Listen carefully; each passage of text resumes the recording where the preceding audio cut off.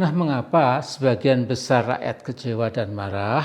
Tentu disebabkan karena Jokowi menggunakan segala macam akal dan pokal yang licik dan culas untuk terus berkuasa mengangkangi politik nasional tanpa rasa malu karena memang sudah mati rasa. Assalamualaikum warahmatullahi wabarakatuh. Alhamdulillahirabbil alamin wassalatu wassalamu ala asyrafil anbiya'i wal mursalin wa ala alihi wa sahbihi ajma'in. Saudaraku, di atas permukaan dunia politik kita ada satu kenyataan yang sangat mencuat, yakni kekecewaan dan kemarahan yang meluas terhadap Jokowi.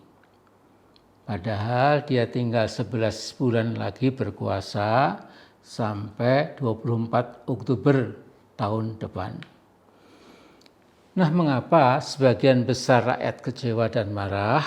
Tentu disebabkan karena Jokowi menggunakan segala macam akal dan pokal yang licik dan culas untuk terus berkuasa mengangkangi politik nasional tanpa rasa malu karena memang sudah mati rasa. Saudaraku, citra dirinya yang dibangun selama ini sebagai tokoh yang sederhana, merakyat, dekat dengan wong cilik, sudah hancur berantakan. Ternyata esensi politiknya hanya satu, terus berkuasa, menyelamatkan diri dan keluarga secara ganas dan jauh dari peradaban manusia Indonesia pada umumnya. Jadi segala cara termasuk yang licik, culas, hipokritikal, berdasar muka, tanpa lelah telah dikerjakan Jokowi. Belakangan terbongkar ke ruang publik bahwa ternyata istrinya juga termasuk tipe manusia super ambisius. Jadi majalah Tempo sudah membuka hal ini, ya. Jadi kalau suaminya terpaksa lengser, anaknya harus bisa dompleng di puncak piramid kekuasaan. Tujuannya agar suaminya, Joko Widodo, tetap bisa mengatur-atur lewat anak sulungnya yang sudah dibuatkan karpet merah oleh Anwar Usman, ipar Jokowi, menjadi seorang cawapres. Dengan backup Jokowi, adik iparnya Anwar Usman berani menekuk-nekuk aturan baku Mahkamah Konstitusi untuk melayani ambisi Jokowi supaya anak sulungnya bisa jadi seorang calon wakil presiden. Nah, pada intinya proses delegitimasi, yakni menggugurkan keabsahan, itu bisa berjalan dua arah. Pertama, yang sedang berkuasa dapat membuat tidak sah kekuatan oposisi dengan segala macam cara. Ya, misalnya kekuatan oposisi lantas menjuluki oposisi sebagai kaum ekstremis, radikalis, bahkan teroris. Tapi kedua sebaliknya, kekuatan oposisi bisa juga mendelegitimasi rezim yang sedang berkuasa. Caranya dibongkar hakikat rezim yang ternyata mengabdi pada kepentingan asing, merupakan pelaku korupsi terbesar, menggunakan cara-cara bengis untuk menakut-nakuti rakyat supaya tunduk patuh pada rezim.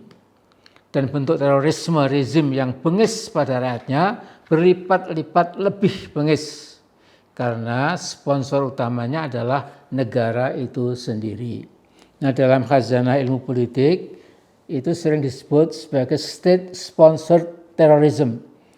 Jadi kalau rezim penguasa menjadi sponsor dan pelaksana teror pada rakyatnya, tentu dipastikan suasana sosial politik negara menjadi terasa ngeri dan mencekam.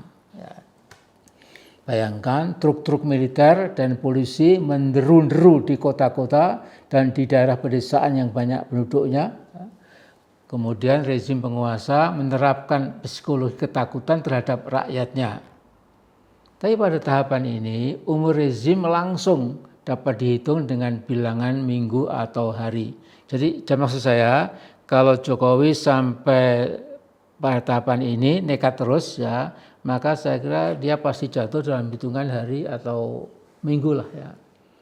Karena apa? Belum pernah terjadi dalam panggung sejarah ada rezim seotoriter apapun yang bisa menang melawan rakyatnya sendiri. Itu belum pernah. Ya. Jadi masukan saya buat teman-teman TNI dan Polri, jangan pernah mau dijadikan alat penindas terhadap rakyat sendiri demi memenuhi ambisi gelap dan buta dari black and dark rezim. Ya. Rezim yang gelap dan yang hitam. Ya. Saya ingin mengingatkan dan memperingatkan saudara-saudara saya di TNI, terutama pimpinan terasnya, pegang teguh seerat-eratnya kode etik TNI yang terdiri dari pertama Sabta Marga, kedua Sumpah Prajurit, ketiga 8 wajib TNI, keempat kode etik perwira budi bakti utama, 5 11 asas kepemimpinan, di mana di dalam 11 asas kepemimpinan TNI itu asas pertama tertulis takwa, dan takwa diartikan sebagai beriman kepada Yang Maha Esa dan taat kepadanya. Jadi TNI dan seluruh jajarannya saya ingatkan agar selalu mencamkan dan menghujamkan pesan Jenderal Besar Sudirman, yakni pelihara TNI, pelihara angkatan perang kita. Jangan sampai TNI dikuasai oleh partai politik manapun juga. Luar biasa. Ya. Jadi Sudirman seolah sudah melihat apa yang bakal terjadi di masa depan kalau kita tidak hati-hati. Ya. Ingatlah, kata Pak Dirman, prajurit kita bukan prajurit sewaan, bukan prajurit yang mudah dibelokkan haluannya. Kita masuk dalam tentara karena keinsyafan jiwa dan sedia berkorban bagi bangsa dan negara. Jadi saudaraku, Pak Dirman mengingatkan hubungan TNI dengan rakyat itu bagaikan ikan dan air. Air adalah rakyat, ikan adalah TNI, angkatan perang kita. Sedangkan Bung Karno menegaskan TNI adalah dari rakyat, berjuang dan berkorban untuk rakyat, bukan untuk lainnya. Karena saudaraku juga pegang teguh semboyan TNI Tri Dharma Eka Karma. Angkatan Darat punya semboyan Kartika Eka Paksi. Angkatan Laut Jales Veva Jaya Mahe. Angkatan Udara Swa Buana Paksa. Dalam sejarah TNI sejak bangsa Indonesia merdeka sampai sekarang, kesetiaan TNI adalah pada kepentingan bangsa dan negara. TNI setia pada pemerintah yang sedang berkuasa selama pemerintahan itu memegang teguh Pancasila, Undang-Undang Dasar 1945, Bhinneka Tunggal Ika, dan menjadikan lagu kebangsaan Indonesia Raya, bendera merah putih, bahasa nasional, dan NKRI sebagai 7 pilar utama kehidupan bernegara dan berbangsa. Nah, saya ingin mengimbau pada Pak Luhut selamat dan sehat dan mulai aktif kembali.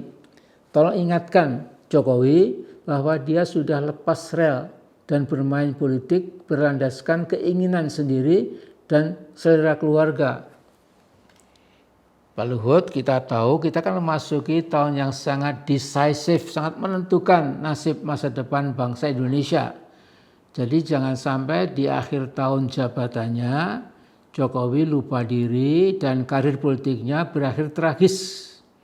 Anda dan Jokowi sudah seperti Dwi Tunggal yang tidak mungkin terpisahkan. Tapi kini saatnya Pak Luhut, Anda harus mengambil jarak.